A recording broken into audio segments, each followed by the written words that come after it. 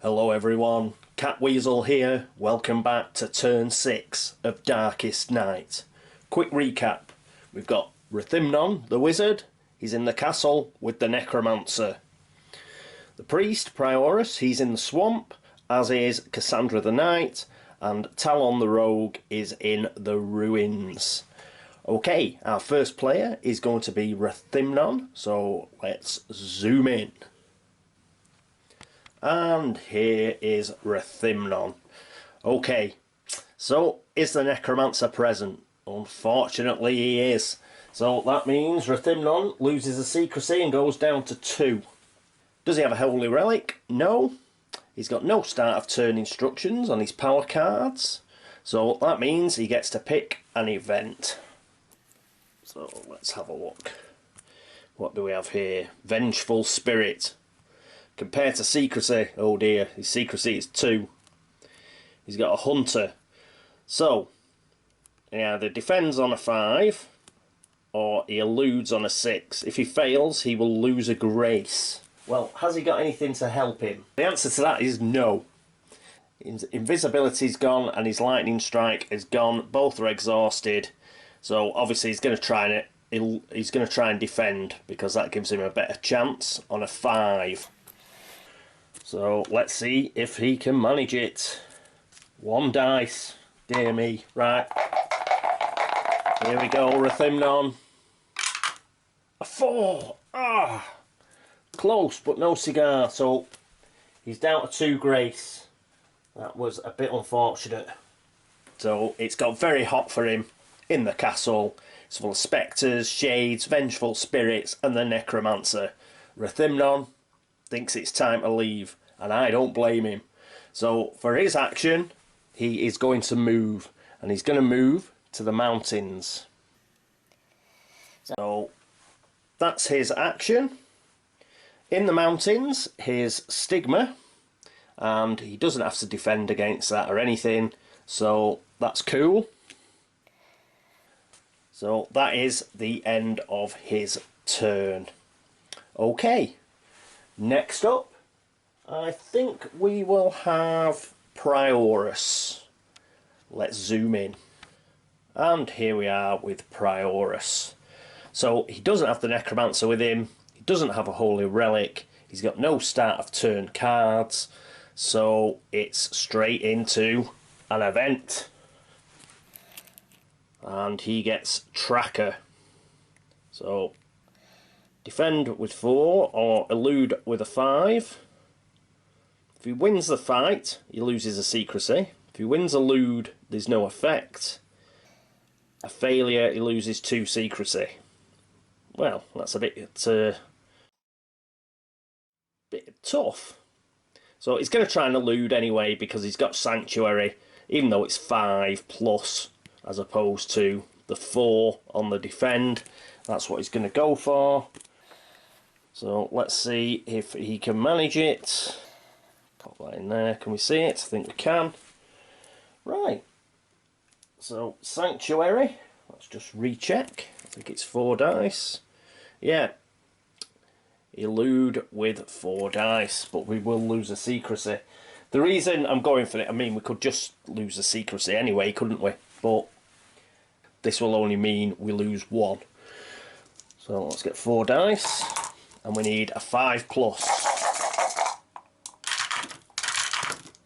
Whoa, the last 2 did it for us.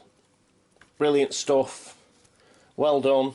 So he's managed to elude the Tracker, which is really good. Saves us a lot of messing around, and he means he only loses 1 secrecy, so he's now down to 1. So now it's his action, and he is also going to move. So he's just going to move down here into the ruins with Talon. There's an unholy aura, but that is just -1 to fighting, so that's fine. He doesn't have to deal with that, he doesn't have to defend against it or anything.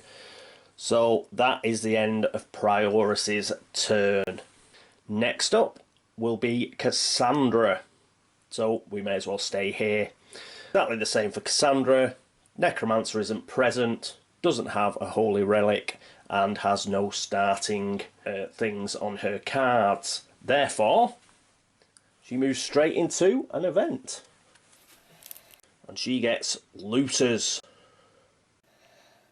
So you can't defend against them, you can elude them on a 4. If we win, you gain a secrecy. Failure, exhaust all your powers. I could do without this. Right, looters. Oh, curses. So we can't. We get 2 dice because we're going to use sprint. She's going to sprint out of there. So we've got to elude with 2 dice. So let's see if we can do it. Can we see that? Just about. A 5, she does it. I think a 5 is good enough. It is. And we gain a secrecy. So she goes back up to 2. And she's managed to sprint away from the looters. Funky. Okie dokie. So it's now her action phase, and exactly the same as Prioris, she is going into the ruins. Don't have to deal with the unholy aura, so that is the end of her turn. Right, final turn is going to be Talon the Rogue. And here we are with Talon. He's not going to move anywhere, so we'll zoom in a little bit more. So, what's he going to do? Well, he's not with a Necromancer, hasn't got a Holy Relic yet, and he's got no start of turn card conditions. So, what he's going to do is his event, and he gets Forbidden Treasure. Lose 1 grace, roll 1 die and pick 1. So, his grace goes down to 2, which isn't ideal. We've got to roll 1 die. Oh, perhaps help if you could see it. There we go. Ooh, a 6. What's that? A 6 is draw an artifact. Woo! So, basically, we got something funky for losing a grace. I'm not so sure. Well, an artifact's probably good enough. So, for the first time, we get to use the artifact deck. In fact, I'll put it the right way up, because it's meant to be a sword in a stone or something. What is it? Ooh, a Shield of Radiance. -1 darkness when the Necromancer's movement roll is a 6. Well, wow. But better than a slap across the belly with a wet kipper. So put that there on his player sheet. Could have done with something to something combat related, but still, never mind. Right, now it's his action, and what he's going to do on his action is he's going to retrieve a holy relic. So we're going to discard 10 clues, so put that right back to the beginning, and we get the holy relic. Fantastic. So he's got that, and I think he'll keep it for the time being. The reason being is he has got ambush, which is 3 dice, so that's quite good. 3 dice to get a 6, possibly 4 dice to get a 6 if he gets the Blessing of Strength from Prioris. Talon is the hero who can roll the most dice as it stands, so he will keep the relic at the moment. Okay, so that's it for all our heroes. as Talon, like Priorus, like Cassandra, doesn't have to do an end of turn effect with the Unholy Aura. So let us find out what the Necromancer is going to do. Just before we start with the Necromancer, one thing I forgot to do was when Rathymnon moved and when Priorus and Cassandra moved, they all gained a secrecy. So Rathymnon is up to 3, Cassandra's up to 3, and Prioris is up to 2. So just when they moved, they should have gained a secrecy. So apologies for that, but I've done it now. Right, Necromancer. What's he going to do?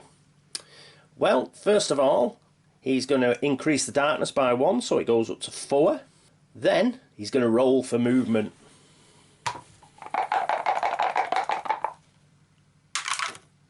And he gets a 3. So, who can he see? Well, he can't see Talon, because Talon's got 3. He can't see Cassandra, because Cassandra's got 3. He can see Prioris, and he cannot see the wizard. So he's actually going to move towards the priest. So, which way does he go? There are 2 ways he can go towards the priest. He can either go through the swamp or through the village. I'm just going to check. I'm not so sure if, because obviously if I can choose, he's going to go through the swamp. Otherwise, we might get an extra blight in the village. So I'm just going to check that in the rules. Won't be a second. Right, so here it is. It's on page 4 of the rule book. I think it's round here somewhere. If the Necromancer detects any heroes, he moves 1 space towards the closest hero that he detects by the shortest possible route, or stays in his current space if he detects any hero there. If there is a tie for the closest hero or the shortest route, resolve it randomly. So we're going to have to resolve it randomly. So 1 to 3 he goes to the village, 4 to 6 he goes to the swamp. Ah, village. Damn it! So he goes to the village and he drops a blight. So we get our 4th blight in the village. Let's see what it is. And we get webs. We're going to get webs in the village. Let me just sort that out, won't be a second. Here are the webs. So if you attack them, you've got to get a 5 to defeat them. You lose a turn when leaving a space that's got webs on. And again, if you attack them, you need to get a 5 or better, or you will lose 1 secrecy. So we now have 4 here on the village. Okie dokie. So that is the end of the Necromancer's turn. I'll just zoom out and we'll just have a quick look at the whole board. And here we are at the end of the turn. Cassandra, Prioris, Talon, all in the ruins, and we've got Rathymnon, the wizard, in the mountains. The Necromancer's dropped a 4th blight in the village, so things are looking pretty grim for the villagers. But we do have a relic. As you can see, the clues have gone back to 0. Darkness track is on 4. So I'll go and upload this now and then be back shortly with the turn review. See you in a bit.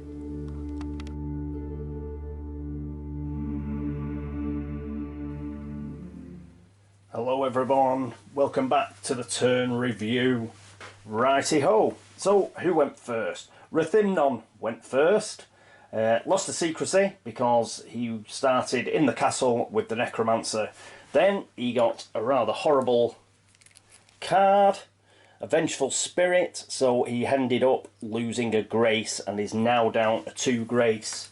After that he did scoot to the mountains. It was getting a bit hot for him in the castle, so he's now in the mountains at the moment. He's going to try and well, he's got to try and recover a bit. He's not got many powers left. His lightning strike is exhausted, and so is his invisibility, so we'll have to sort something out there. After him, Prioris went, and Prioris, well, he he had a brush with the tracker, but he managed to elude him on with Sanctuary. Rolled 4 dice, got a 5, so he only lost 1 secrecy as opposed to losing 2. Then he moved, and he moved down to the ruins to meet up with Talon. So then he got a secrecy back. Same for Rathymnon. He got secrecy back as well, though I nearly forgot it, but I just remembered just before I rolled for the Necromancer. Cassandra went after that, and exactly the same. She was in the swamp with Priorus. Then she bumped into some looters. She couldn't find them. They were fight them. There were too many of them, so she had to elude. She used a sprint ability, and she managed to leg it off without them being able to exhaust all her powers, and she got a secrecy.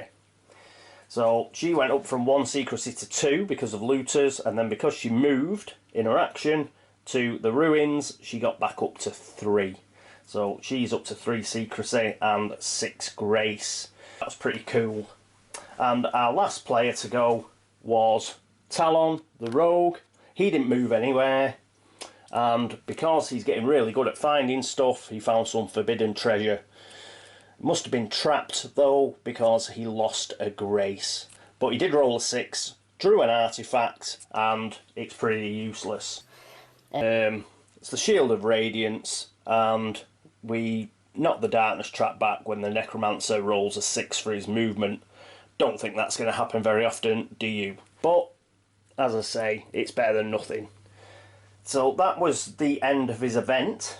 Then what he did was he used all the clues that he'd found, and he picked up the holy relic, which he is holding. So all in all, not too bad. He's on 2 grace, and he's got 3 secrecy. And the Necromancer, well, the Necromancer, the only person he could see was Prioris, unfortunately. We wanted him to just be able to see Rathymnon. We were hoping he'd go to the mountains, but unfortunately no, it was Prioris that he spotted. So he made his way down towards the ruins, and he's gone via the village, which meant that he put the web blight in the village, so that's up at 4. But he's pretty much going to move out of there next go. We'd prefer a bit more time, to be honest. So what we're going to do next turn? Well, I think our first player, Prioris, go first. And what he's going to do is he's going to do his Blessing of Strength, and he's going to activate it on a hero in his location, and he's going to activate it on Talon, because Talon has got the tactic of ambush. So that's what Prioris is going to go first. He's going to do the Blessing of Strength on Talon. Then Talon is going to go. He's going to use ambush on the Unholy Aura. That way he will still get 3 dice. The Blessing of Strength and the Unholy Aura will cancel each other out, so he'll get 3 dice to get a 4+ to get rid of Unholy Blight. So that's what we're going to do. Then Cassandra's going to go, and I think what Cassandra is going to do is well, she can have a go at the Unholy Aura if Talon doesn't manage to get rid of it. She'll have 1 dice to do it. If she doesn't have to do that, then I think she will... there's not really much to do. I think she'll search. She'll search, try and find something groovy. Yeah, that's what she'll do. She's still got plenty of grace, so she'll search.